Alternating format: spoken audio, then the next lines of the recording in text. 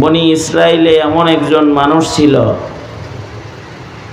যে নিরিবিলি ইবাদত করার জন্য সমুদ্রের মাঝখানে পাহাড়ের চূড়ার উপরে জায়নামাজ বিছায়া ইবাদত শুরু করছে। সমুদ্রের মাঝখানে এই জন্য গেছে মানুষের সাথে যেন তার খালাত মালাত না হয়, দেখা সাক্ষাৎ না হয়, মানুষের সাথে তার মুআমালাত মুআশারাত না হয়, সে যেন আল্লাহর সাথেই ইবাদতের মুআমালায় ব্যস্ত থাকতে পারে।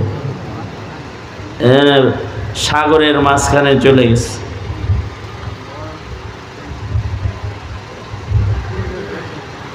এই সাগরের মাঝখানে পাহাড়ের চূড়ায় ইবাদত করতেছে। তার ইবাদতে আল্লাহ তাআলা এত খুশি হয়েছে, তার যেন খাওয়ানোর চিন্তা করণ না লাগে, সে যেন নিশ্চিন্ত মনে খাইতে পারে আর ইবাদত করতে পারে। এজন্য আল্লাহ তাআলা তার মাথার কাছে কুদরতিভাবে একটা আনার গাছ দাঁড় করায় দিচ্ছে। এখান থেকে পাকা পাকা আনার নিচে পড়ে, সে খায়। আর আনারগুলাও এমন আনার যেটা খাইলে পরে ক্ষুধা মিটা যায়। যেমন জমজমের পানি খাইলে পরে শুধু পিপাসা নিবারণ হয় না, ক্ষুধাও নিবারণ হয়। এমন একটা জান্নাতি ফলের গাছ তার মাথার কাছে আল্লাহ তাআলা দাঁড় করায় দিছে, যেটা খাইলে পরে তার শুধু মুখ ভিজে আনারের রসে তার না ক্ষুধা নিবারণ হয়ে যায়। সমুদ্রের ভেতরে চতুর্দিকে লোনা পানি, সে যেন ঠান্ডা পানি দিয়া নিজের পিয়াস যন্ত্রণা মিটাইতে পারে। কারণে মহান আল্লাহ পাহাড়ের চূড়ার ভেতরে মিষ্টি পানির ঝর্ণা এই বান্দার জন্য ছোট্ট করে একটা চালু করে দিছে। এখন পাহাড়ের উপরে বসে বসেই মিষ্টি পানির ঝর্ণার থেকে ঠান্ডা পানি, ঝর্ণার পানি খায় আর আনার খায়। এইভাবে সে ইবাদত করলো লাগাতার 500 বছর। এই 500 বছরের ভেতরে এই পাহাড় থেকে নাইমার সাগর পার হয়ে মানুষের ভিড়ে যাওয়ার জরুরতি তার কখনো পড়েনি।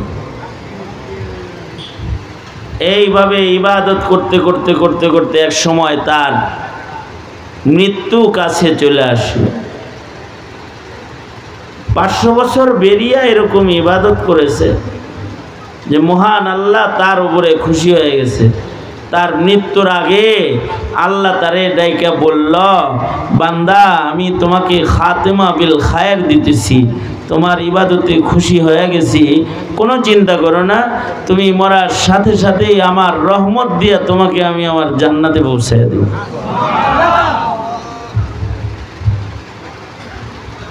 তার মানে একটা মানুষের কত লম্বা সময় আগে ইবাদত করছে, যে ইবাদতের কারণে সে আল্লাহর কাছ থেকে 500 বছর কুদরতিভাবে ঠান্ডা পানি ও খাবারের ইন্তজাম তার জন্য করেছেন স্বয়ং আল্লাহ। কতটা খুশি হইলে মহান আল্লাহ তার জন্যই কুদরতি ইন্তজাম করেন। আগের যুগের মানুষের ইবাদত এরকম অনেক বেশি, তারা ইবাদত বেশি করত, তাদের জীবনে গুনাহ কম, ইবাদত বেশি।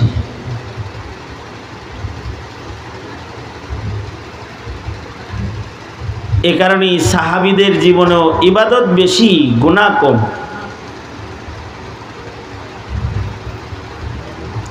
কারণ সাহাবীরা নবীর যুগের কাছাকাছি আর আমরা কিয়ামতের কাছাকাছি। দিন যাইতেছে তো কিয়ামত কাছাকাছি হইতেছে, আর সাহাবীরা ছিল নবীর কাছাকাছি, আর দিন যাইতেছে আমরা খালি নবীর থেকে দূরে সরতেছি, নবুয়তের আলো থেকে দূরে সরতেছি। এ কারণে আমাদের হৃদয়ে ইমানের আলোর তুলনায় অন্ধকার বেশি।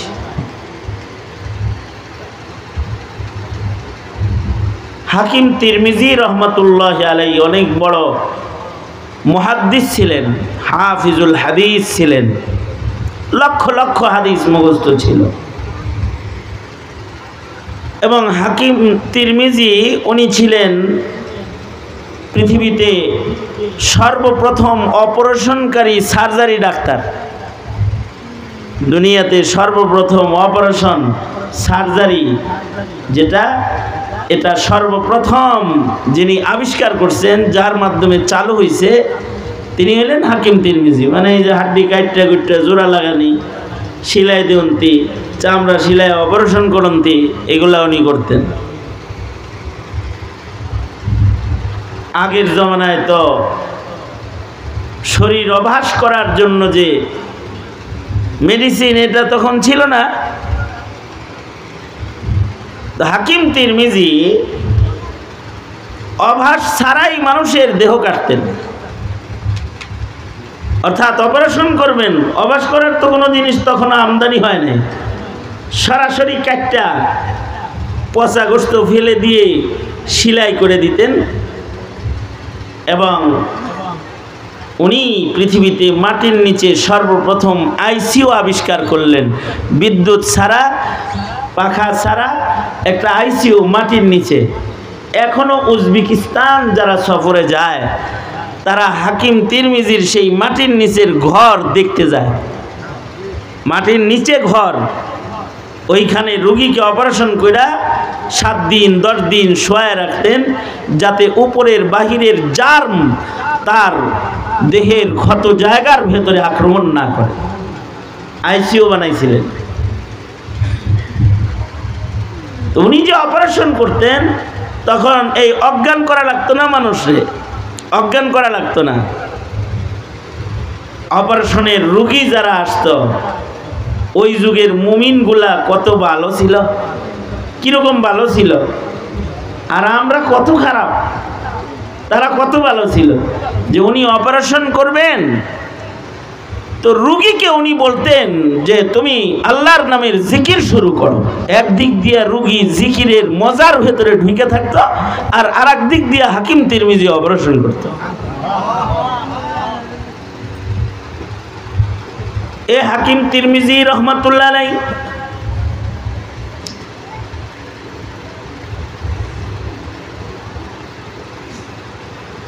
একদিন ওযু করতেছেন, ওযু মিসওয়াক করতেছেন, আর বৈশা ওযু বানাইতেছেন। মিসওয়াক করার সময় যে বৈশা রইছেন, ওই সময় ওনার মাথার ভেতরে বিভিন্ন কল্পনা জাগা দিচ্ছে, কল্পনার জগতে ডুইকা পড়ছে। কল্পনা করতেছে, হায় রে, তখন কিন্তু উনি বয়োবৃদ্ধ, ওনার দাড়ি চুল পাইকে গেছে, বুড়া হয়ে গেছে, আর উনি কল্পনা করতেছে,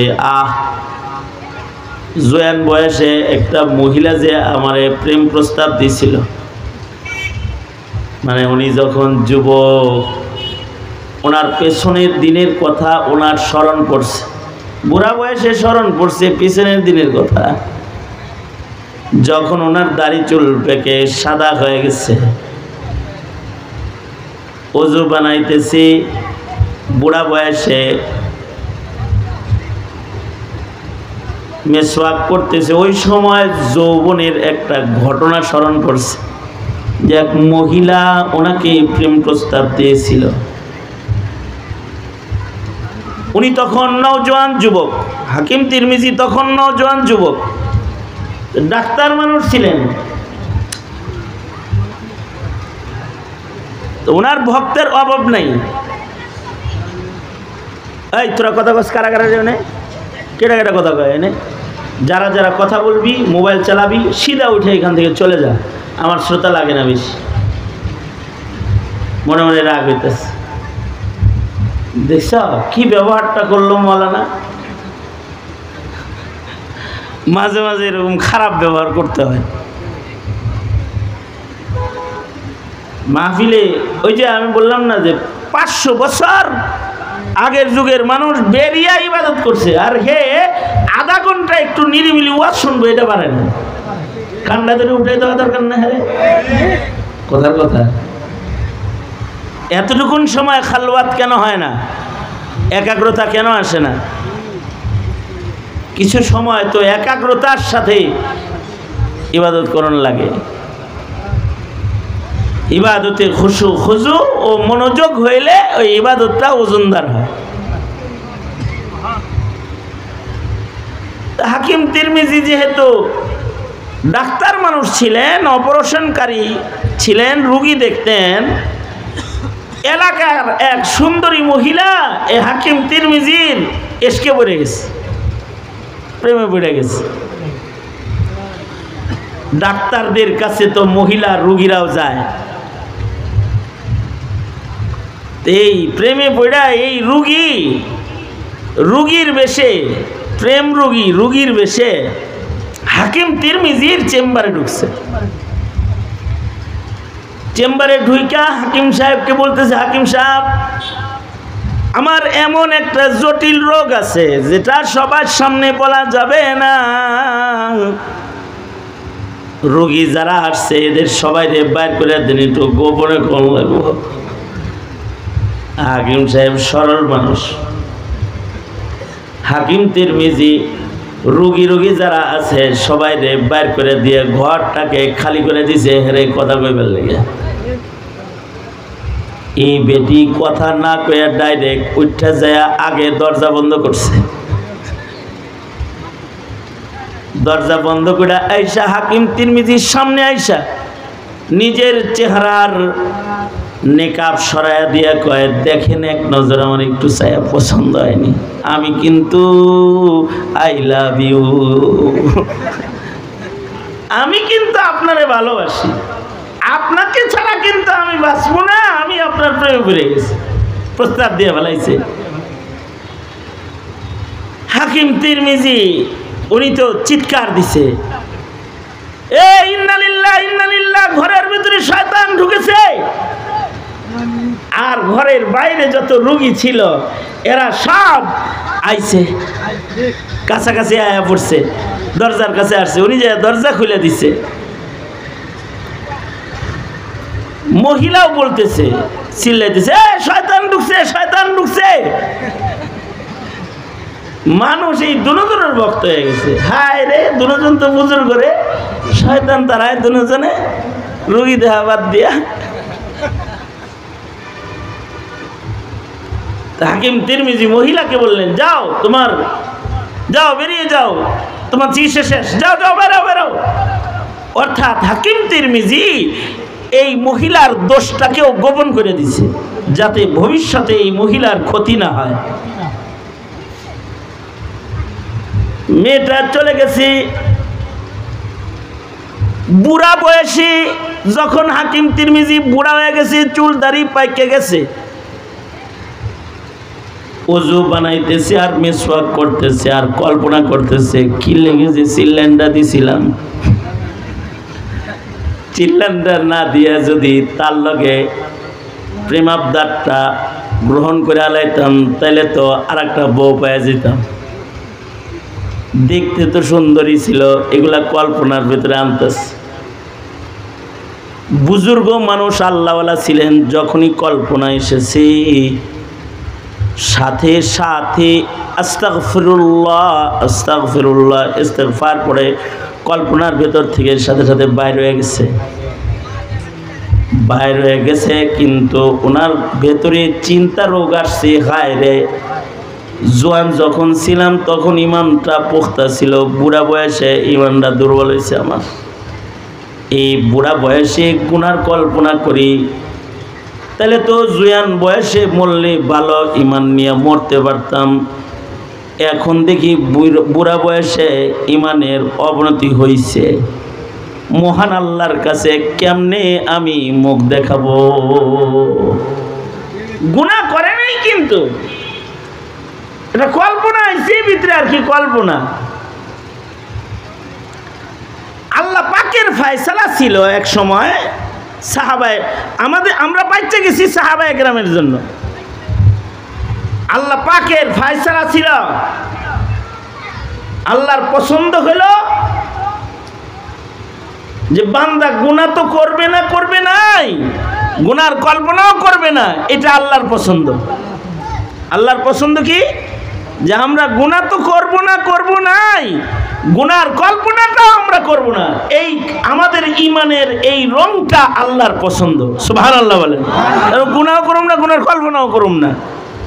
যেমন নবীগণ, নবীরা গুনাহ তো করেন না, নবীদের গুনার কল্পনাও নাই, গুনার কল্পনাও নাই নবীদের জীবনে। আল্লাহ তাআলা সাহাবায়ে কেরামদেরকে গুনার কল্পনা করতেও নিষেধ করলেন। আয়াত নাযিল হয়ে গেল, লিল্লাহি মা ফিস সামাওয়াতি ওয়া মা ফিল আরদ ওয়া ইন তুবদু মা ফি আনফুসিকুম আও তুখফুহু ইউহাসিবকুম বিহিল্লাহ ফায়াগফিরু লিমান ইয়াশাউ ওয়া ইউআযযিবু মান ইয়াশা। আল্লাহ তাআলা ধমকে দিলেন, সাবধান, ভিতরে ভিতরে কল্পনার গুনাহ করবা না। যদি মহান আল্লাহ চায় তাহলে কিন্তু কল্পনার কারণেও তোমাদেরকে ইচ্ছা করলে আযাব দিবে। আল্লাহ তাআলা সাহাবীদের একটা কঠিন আইন দিলেন। সাহাবীরা পেরেশান হয়ে গেল, পেরেশান হয়ে নবীজির কাছে আসলো। আয়েশা সাহাবীরা বলে কি, আল্লাহর নবী কল্পনা পড়ছে, কল্পনার জন্য যদি আল্লাহ আমাকে ধরে আমরা জান্নাতে যাবো কেমনে? সাহাবীরা নবীজির কাছে আয়েশা আক্ষেপ করতেছে। সাহাবীদের ঈমান তো শ্রেষ্ঠ ঈমান ছিল। আল্লাহর রাসূল সাহাবীদেরকে বললেন, আল্লাহ বলছে যে কল্পনাও করিস না। তোমরা আল্লাহরে বলো যে আল্লাহ ঠিক আছে, আপনি যেহেতু গুনার কল্পনাও পছন্দ করেন না, আমরা ওয়াদা করতেছি আমরা গুনার কল্পনাও করব না। এটা বলো তোমরা আল্লাহকে। তোমরা বলো আমানার রাসূলু বিমা উনজিলা ইলাইহি ওয়াল মুমিনুনা কুল্লুন আমানা বিল্লাহ কুল্লুন আমানা বিল্লাহি ওয়া মালাইকাতিহি ওয়া কুতুবিহি ওয়া রুসুলিহি ওয়াল ইয়াউমিল আখিরি ওয়াল কদরি খাইরি। এগুলো সব যত ঈমান আছে সব বলো। আমানার রাসূলু বিমা উনজিলা ইলাইহি মির রাব্বিহি ওয়াল মুমিনুন কুল্লুন আমানা বিল্লাহি কুল্লুন আমানা বিল্লাহি ওয়া মালাইকাতিহি ওয়া কুতুবিহি ওয়া রুসুলিহি লা নুফাররিকু বাইনা আহাদিম মির রুসুলিহি ওয়া ক্বালু সামি'না ওয়া আতা'না গুফরানাকা রাব্বানা ওয়া ইলাইকাল মাসীর। আল্লাহরে বলে দাও, আল্লাহ সামি'না আতা'না, শুনছি, যা পছন্দ করেন এটা গ্রহণ করে নিলাম। সাহাবীরা এইরকম ইমানদার, এরা আল্লাহকে এই ওয়াদা করে ফেলাইছে যে আমরা কল্পনাও করব না। ওনাদের এই ঈমানে আল্লাহ পাক খুশি হয়ে বলে, শরীয়ত বিধান তোমাদের জন্য সহজ করে দিলাম, তোমরা কল্পনা করলে তোমাদের এই গুনাহ দিব না, লিখব না। এমন কি যেই গুনাহটা ভুলে করবা ওইটার জন্য গুনাহ লিখব না। আল্লাহু আকবার কবির। কিছু গুনাহ মানুষের জীবনে হয় ভুলে, যেটাকে বলা হয় নিসিয়ান। আরেকটা হলো ইসিয়ান, যেটা ইচ্ছা কইরা পাপ করে। কেউ যদি ভুলে গুনাহ করে, নিজের উপরে নিজের নিয়ন্ত্রণ ছিল না, খাতাআন, ভুলে কোনো অন্যায় হয়েছে, কল্পনা করলে তো গুনাহ লিখবেন না, লিখবেন নাই। যদি ভুলে কোনো অন্যায় করে এটা আল্লাহ তারা ধরবেন না। আল্লাহ নিজেই বান্দারে শিখায় দিতেছে, একটা দোয়া শিখায় দিই, আমার কাছে এই দোয়া করো, তো ভুলে ভালে গুনাহ হইলে এটাও ধরুম না। সূরা বাকারার শেষ আয়াত নাজিল হইল, রব্বানা লা তুআখিযনা ইন নাসিনা আও আখতানা রব্বানা ওয়ালা তাহমিল আলাইনা ইসরান কামা হামালতাহু আলাল্লাযীনা মিন ক্বাবলিনা রব্বানা ওয়ালা তুহাম্মিলনা মা লা তাকাতা লানা বিহি ওয়া'ফু আন্না ওয়াগফির লানা ওয়ারহামনা আনতা মাওলানা ফানসুরনা আলাল কওমিল কাফিরিন। অর্থাৎ গুনার কল্পনা করলেই বান্দাকে আল্লাহ তাআলা গুনাহ লিখবেন না।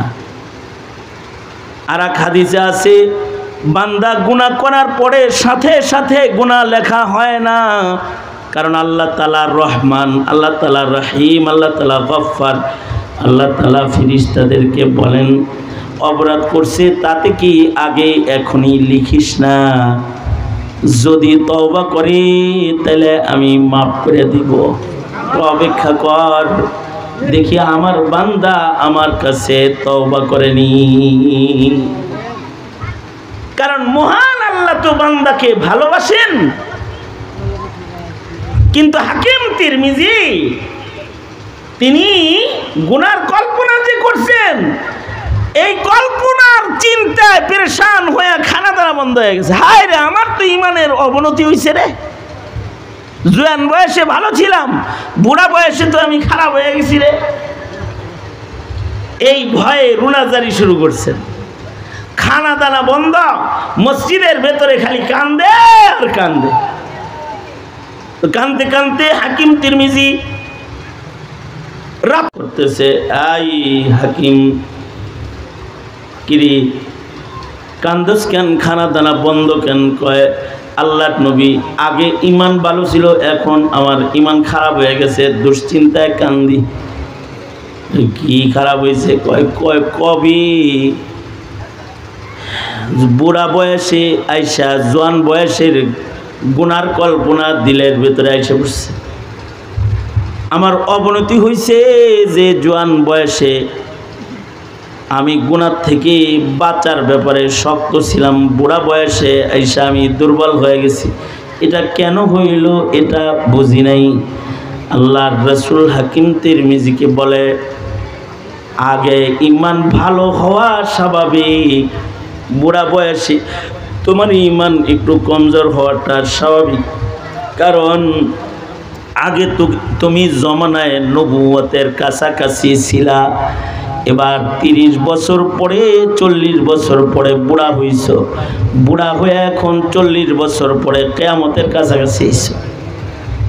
যখন নবুয়তের আলোর কাছে ছিলা তখন ইমান বেশি ভালো ছিল, যত সামনে বাড়তেছ তত ইমানি কুওয়াত তোমার না সবারই কমতেছে। কারণ যত সামনে বাড়তেছে জমানায় নবুয়ত থেকে মানুষগুলো দূরে যাইতেছে, আর যত পেছনের দিকে তাকাইবা জমানায় নবুয়তের কাছাকাছি, তো ওই সময়ের তাকওয়া এই সময়ের তাকওয়ার চেয়ে ভালো পাওয়া যাবে। তবে ফাসাদের জমানায় এটা কে রে, এত হাল আসে গে, এত দেহিও না আমি, এই তোমার তো দেহিও না, এদিকে যাবো, তোমার দেখো মামা, এদিকে আসো। আরে ধরো সব পাগল ছাগলে আমার ওয়াজের ভিতরে বয়।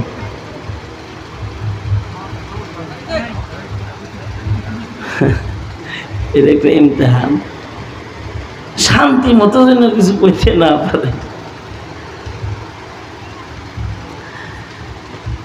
আস্তাগফিরুল্লাহ।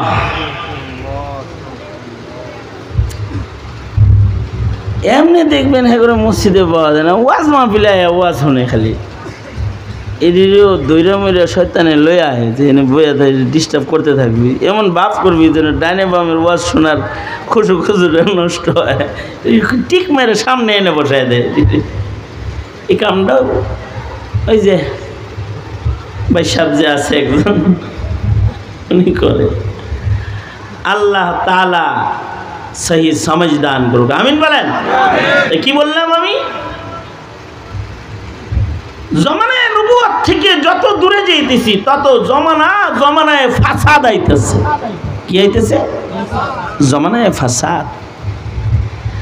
আসবাব যত বাড়তেছে জমানায় ফাসাদের দিকে আগাইতেছি, আর যত পিছনে ওটা জমানায় নবুয়তের কাছাকাছি খায়রুল কুরুন। এ কারণে ফাসাদের যুগে গুনাহ বেশি, ইবাদত কম।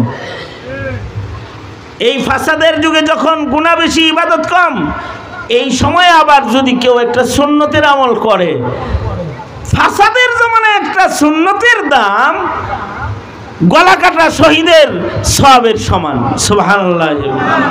আল্লাহর রাসূল বলছেন, ক্বালা রাসূলুল্লাহি সাল্লাল্লাহু আলাইহি ওয়াসাল্লাম, মান তামাসসাকা বি সুন্নতি ইনদা ফাসাদি উম্মতি ফালাহু আজরু শাহীদ। ফাসাদের জমানায় যদি একটা সুন্নতের উপরে কেউ আমল করে, একটা সুন্নতের বদলায় শহীদের সওয়াব তাকে দান করা হবে। জমানায় ফাসাদ, এখন জমানায় ফাসাদ ধীরে ধীরে বাড়তেছে। আগে যে সকল সরু সামান ছিল না, এগুলো সব এখন আছে। আগে ওয়াজ করা, ওয়াজ শোনা সহজ ছিল। এত ক্যামেরা, এত মোবাইল, এত সামান, এত কিছু সামনে ফিট করা ছিল না। খুশু সবার ভালো ছিল। এইগুলা আসার পরে খুশু আনাই কঠিন হয়ে গেছে। ওয়াজ খুশুর সাথে করাও কঠিন, আর ওয়াজ খুশুর সাথে শোনাও কঠিন হয়ে গেছে। মসজিদে যা 2 রাকাত নামাজ পড়বে এটা কঠিন হয়ে গেছে। আমি দুপুরবেলায় হাজিদের একটা প্রশিক্ষণে গিয়েছিলাম। ওখানে শত শত হাজি একত্রিত হয়েছে। এরা এই তো কয়েকদিন পরে তাদের হজের ফ্লাইট বাইতুল্লাহ চলে যাবে 30 তারিখে। তারা একত্রিত হয়েছে। ওই ট্রাভেলস কর্তৃপক্ষ আমাকে দাওয়াত দিয়ে নিছে কিছু ওয়াজ করবার লেগে। হাজি করে কিছু কয়ে দেন। আমি হাজি করে কইলাম, আপনারা শত শত লোক হজে যাইবেন, এই শত শত মানুষ যারা হজ্জে বাইতুল্লাহতে যাবেন, জানি না কে পারবেন। বটন মোবাইল নিয়ে হজে যাইতে পারবেন কে কে? এরকম কি নিয়ত কেউ করতে পারবেন? হাত তোলার দরকার নাই, ভিতরে ভিতরে নিয়ত করেন। এই কথা বললাম, হাত তোলা শরম দিয়ে লাভ নেই। এই শত শত মানুষের ভেতরে শুধু স্ক্রিন টাচ ফোনটা বাইতুল্লাহ শরীফে নিবেন না, একটা বটন ফোন লয়ে যাইবেন। একজন জজবার লগে জোরেই কয়, হুজুর আমি বটন ফোন লয়ে যাবো। আমি কেন? ওখানে যায় আবার আইফোন কিনবেন না? মানে বটন ফোন নিয়ে যাইবো, ওখানে যায় নতুন একটা ফোন কিনে লইব।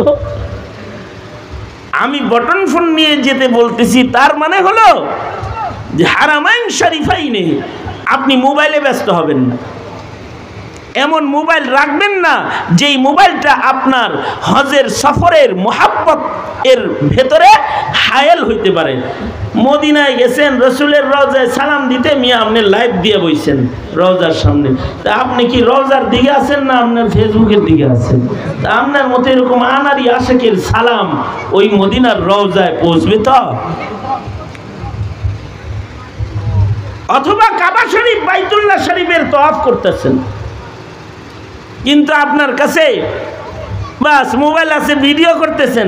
বাচ্চা এনে দেখাইতে হইব না, দেখ কিরকম ভাবে তওয়াফ করছি, কত কাছে দিয়ে ঘুরছি, দেখান লাগবো না? তওয়াফও করতেছে, ভিডিও করতেছে। তওয়াফের ভেতরে যে আবার মোবাইলের ভিডিওর ভিতরে ঢুকছে, ওর তওয়াফ কি আছে না গেছে?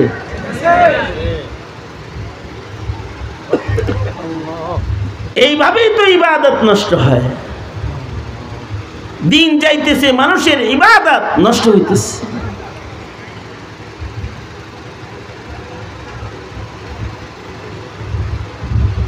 এখন মসজিদে মাতাফের ভেতরে হারাম শরীফে আগে তো উন্মুক্ত ছিল, হাতিম খোলা থাকতো, হাতিমে কাবা খোলা থাকতো।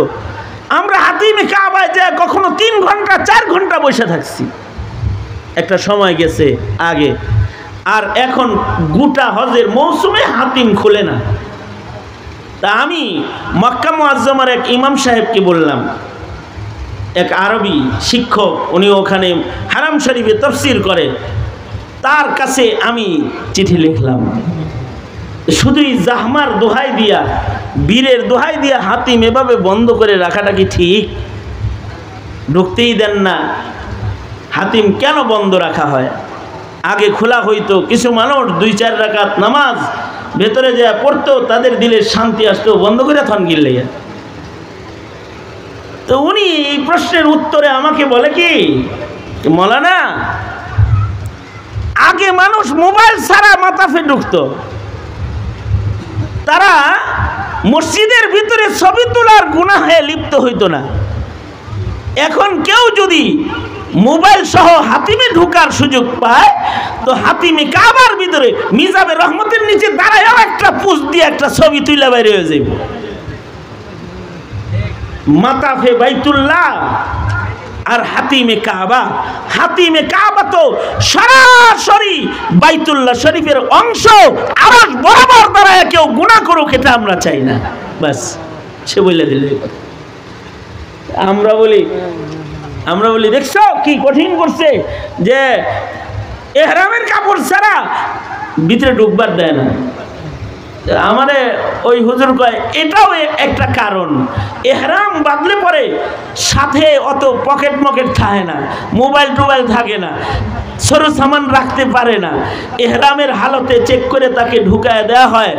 কমাস কম তফে যারা ঢুকবে, এরা যেন বেলাজ বেশরম বেহায়ার মতো মাতাফে বাইতুল্লাহতে মোবাইলের মাধ্যমে গুনাহের ভেতরে লিপ্ত না হয়।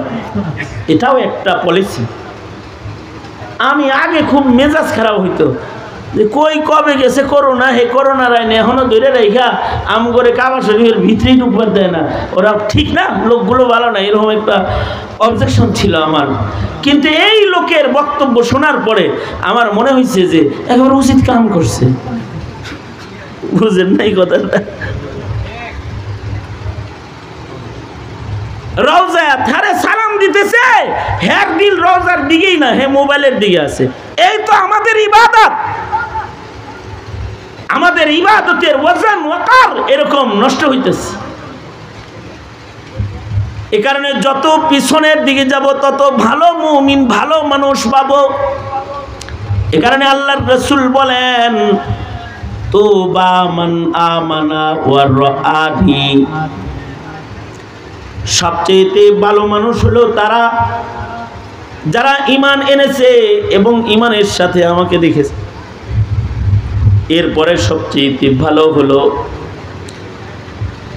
মান আমানা ওয়া রাআ মান রাআনি, আমাকে দেখে নাই কিন্তু সাহাবী দেখছে। এরপরে তারা ভালো মান আমানা ওয়া রাআ মান রাআ মান রাআ মান রাআনি, সাহাবী দেখে নাই কিন্তু তাবী দেখছে, ওই ইমানদারগুলো ভালো। ওই মানুষগুলো বাংলাদেশেও ভালো ছিল বেশি, যারা শাইখুল হাদিস দেখছে, যারা হাফিজি হুজুর দেখছে, যারা পীরজি হুজুর দেখছে, যারা চরমনের মরহুম আল্লাহর ওলিকে দেখেছে, যারা উজানির পীর সাহেব হুজুররে দেখেছে, তাদের ইমানের রঙের ভেতরে ওই আকাবিরদের একটা রং বিদ্যমান ছিল। আর ডিজিটাল যুগের মৌলবি দেখতে দেখতে জমানা যত ডিজিটাল হইতেছে, ইমান তত ডিজিটাল হইতেছে। এখন আমাদের আধুনিকতা এত বাড়ছে যে মানুষের নজর নেককার মুত্তাকি পরহেজগারের উপরে না, নায়ক নায়িকার উপরে পড়ে গেছে। জমানার চাকচিক্যের আসর আমাদের দৃষ্টিভঙ্গির ভিতরে আসছে। কিন্তু আগের জমানায় মানুষ তারা অত চাকচিক্যে ঝিকঝাক চিকচাক ছিল না, কিন্তু তাদের ঈমান বড় চকচকা ছিল, ধবধবা ছিল। তাদের এমন কিছু গুণ ছিল যেই গুণগুলা আমাদের নাই। আল্লাহ তাআলা বলেন সাহাবীদের কিছু গুণ, আগের যুগের ঈমানগুলা আল্লাহর কাছে পছন্দের কেন? কারণ তাদের পছন্দের কিছু গুণ ছিল। আল্লাহ তাআলা নিজে বর্ণনা করেন মুহাম্মাদুর রাসূলুল্লাহ ওয়াল্লাযীনা মাআহু আশিদ্দাউ আলাল কুফার। মুহাম্মাদুর রাসূলুল্লাহ সাল্লাল্লাহু আলাইহি সাল্লাম এবং তার সাথীরা তাদের একটা গুণ হলো আশিদ্দাউ আলাল কুফার, কাফেরদের সাথে তারা শক্ত, বাতিলের সাথে শক্ত, অন্যায়ের ব্যাপারে তারা দুর্বার। আর রুহামাউ বাইনাহুম, নিজেরা নিজেরা আপসে বড় মিল মোহাব্বতে পাক্কা। কিন্তু এই যুগে এসে দেখলাম মুসলমান কাফেরের সাথে শক্ত না, নিজেরা নিজেরা শক্ত, আর মুসলিম হয়ে গেছে হিন্দু, বৌদ্ধ, খ্রিস্টান, ইহুদির ভক্ত। মুসলমান ইন্ডিয়া ভক্ত, মোদি ভক্ত,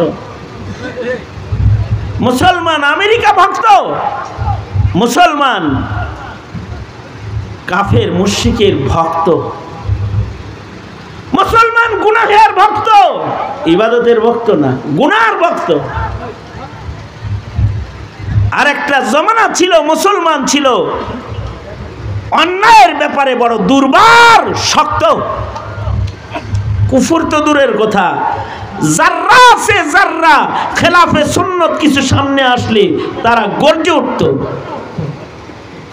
আব্দুল্লাহ ইবনে মাসউদ রাদিয়াল্লাহু আনহু তিনি মসজিদে গেছেন, যা দেখে ইশরাকের নামাজ একদল জামাতে পড়তেছে। কিছু নামাজ আছে একা পড়তে হয়, কেমন তাহিয়াতুল ওযু নামাজ যদি কেউ জামাতে পড়ে ওটা একা পড়ার নামাজ। ইশরাকের নামাজ কেউ যদি জামাতে পড়ে না, এটা একা পড়ার নামাজ। কিছু নামাজ একা পড়তে হয় আর কিছু নামাজ জামাতেই পড়তে হয়। যেমন জুমার নামাজ জামাতেই পড়তে হয়, জামাত না পাইলে 4 রাকাত জোহর পড়তে হয়। আর কিছু আছে একাই পড়তে হয়, জামাত কায়েম করা যায় না। যেমন ইশরাকের নামাজ বড় ফজিলতের নামাজ, কেউ যদি 2 রাকাত ইশরাক পড়ে তার আমল নামার ভেতরে হজ উমরার সব লিখে দেওয়া হয়, হজ উমরার সব জমা হয়। ইশরাকের নামাজের এত ফজিলত। এখন এই ইশরাকের নামাজ জামাতে পড়তেছে একদল। আব্দুল্লাহ ইবনে মাসউদ যায় দেখে, আব্দুল্লাহ ইবনে মাসউদ যায় বলে, এই কিরে কি পড়স জামাতে? কয় ইশরাক। কি লেগে জামাতে পড়স? সব বেশি বল লেগে। তা আব্দুল্লাহ ইবনে মাসউদ বলে, এই যে পাত্তর দেখছো সাথে, পাত্তর হাতে লইছে, হাতে লেগে কয়, নবীর যুগে যে জামা গায়ে দিছি সেই জামা এখনো গায়ে দিই, লাম তুখলাক, ছিঁড়ে নাই জামাটা। নবীর যুগে যে বর্তনে খানা খাইছি, লাম তুকসার, এখনো বর্তন ভাঙে নাই, আর তুই শরীয়তের বিধান ভাঙে হালাই দিতেছস। পাথর মাইরা একেবারে মদিনার থেকে বাইরে করে দেবো। বেয়াদব দাঁড়ায় গেছে। আমি ইবনে মাসউদ বাঁচা থাকতে খেলাফে সুন্নত কোনো আমল করতে দিব না, শক্ত হয়ে গেছে। কুফরের সাথে অন্যায়ের সাথে শক্তি, এটা ঈমানের কালার। এ কারণে তোমরা সবাই শক্ত না হলেও নারী সংস্কারের নামে কমিশন গঠন করে যখন ইসলাম কোরআনের বিধানের উপরে আঘাত করেছে, সাহাবীদের মতো ঈমান যারা লালন পালন করে তারা শক্ত, তারা পাথর হাতে নিয়েছে, জীবন দিব, রক্ত দিব, কিন্তু কোরআনের বিরুদ্ধের কোনো আইন জমিনে পাশ হইতে দিব না। ইউনূস সরকারকে হুমকি দেওয়া হয়েছে আগামী 3 তারিখ পর্যন্ত টাইম, যদি এই কমিশনকে বাতিল না করে আর এই কমিশনের মাধ্যমে উঠে আসা কোরআন বিরোধী প্রস্তাবগুলোকে যদি বাতিল ঘোষণা না করে, তাহলে ইউনূসের ওই দশা হবে যেই দশা হাসিনার হয়েছে, সেই দশা ইউনূসের হবে। ডক্টর ইউনূস সাহেব ভালো হয়ে যান। বান্দর দিয়া মুসলমানের দেশের কমিশন চলে না। মুসলমানের দেশে যারা মাসাইল বুঝে এমন মানুষ কমিশনে আলেমে দ্বীন অন্তর্ভুক্তি করা হোক, উল্টা পাল্টা দাবি দাবা নিয়া সরকারের ঘরে দাঁড়ায়া শান্ত মুসলমানদেরকে উত্তপ্ত করার কোনো অধিকার আপনাদের নাই, কোনো অধিকার নাই। এই যে শক্তি, এই শক্তিটার নাম হলো ঈমান। এই শক্তির নাম কি? ঈমান। আশিদ্দাউ আলাল কুফার রুহামাউ বাইনাহুম। কুফরের বেলায় শক্ত, সুতরাং আগামী 3 তারিখে হেফাজতে ইসলামের ডাকে গণসমাবেশে আছেন তো ইনশাআল্লাহ? আল্লাহ তাআলা সফল করার জন্য কোরবানি দেওয়ার তৌফিক দান করেন, আমিন। রুহামাউ বাইনাহুম, মুমিন মুমিনেরা ছিল আপোষে শির সাক্ষাৎ, আপোষে মায়ার বন্ধনে তারা আবদ্ধ। যেমন আমরা মার্চ ফর গাজা হয়েছে, ফিলিস্তিনের মুসলমানদের জন্য মায়া মমতা প্রকাশ করা হয়েছে, রুহামা ও বাইনাহুম। এখনো আমরা আওয়াজ তুলি ভারতের মুসলমানদের পক্ষে, রুহামা ও বাইনাহুম। কারণ এক মুসলমান আর এক মুসলমানের সাথে দরদ আছে, এটার নাম ঈমান। কারণ মুসলমান মুসলমানকে ভালোবাসে কার জন্য? জোরে বলে, আল্লাহর জন্য ভালোবাসে। আশিদ্দাউ আলাল কুফার রুহামাউ বাইনাহুম। আর মুসলমানকে গুনাহে দেখা যাবে না, ইবাদতে দেখা যাবে। মুসলমানরে পূজায় দেখা যাবে না, ইবাদতে দেখা যাবে। এ কারণে মুসলমানকে গানে দেখা যায় না, ওয়াজে দেখা যাবে। মুসলমানকে ইবাদতের ভেতরে পাওয়া যাবে। এটা আল্লাহর পছন্দের একটা গুণ মুমিনের ভেতরে, আল্লাহর পছন্দিদা গুণ। তারাকুম রুকআন সুজদাই ইয়াবতাগুনা ফাদলাম মিনাল্লাহি ওয়া রিদওয়ানা। ইবাদতের মাধ্যমে তারা রবের সন্তুষ্টি খুঁজবে। তাদের দেহের ভিতরে ইবাদতের দাগ থাকবে। সীমাহুম ফি ওয়ুজুহিহিম মিন আসারিস সুজুদ, চেহারার ভিতরে থাকবে সেজদার দাগ, গায়ের ভিতরে থাকবে নামাজের চিহ্ন। যারা নামাজ পড়বে, ওযু করবে, ময়দানে মাহশরে গুররিল মুহাজ্জালিন, তাদের ওযুর অঙ্গগুলো নূর চমকাইতে থাকবে। এই ইবাদতের দাগ যাদের অঙ্গের ভেতরে লেগে যাবে, ময়দানে মাহশরে তারা নবীর শাফাআত সহজে আগে আগে পেয়ে যাবে। সুতরাং জামানা তো নতুন আসতেছে, কিন্তু আমাদেরকে রং ধারণ করতে হবে পুরাতন। নতুন যুগে পুরান রঙের মানুষ হইতে হইব। জামানা হইব নতুন, কিন্তু আমাদের ভেতরে রং ঢং হইবে সব পুরাতন। যত পুরান রং আপনার আমার ভিতরে পাওয়া যাবে, তত আল্লাহর কাছে পছন্দের মুমিন হওয়া যাবে।